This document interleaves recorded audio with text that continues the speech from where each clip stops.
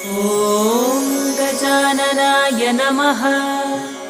ॐ गणाध्यक्षाय नमः। ॐ विघ्नराजाय नमः। ॐ विनायकाय नमः।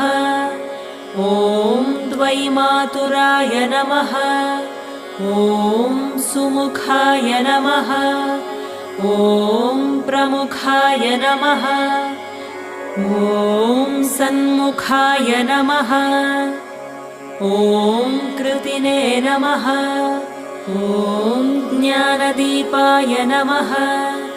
ॐ सुखनिधये नमः।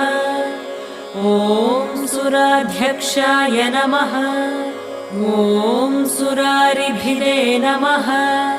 ॐ महागणपतये नमः। ॐ मान्याय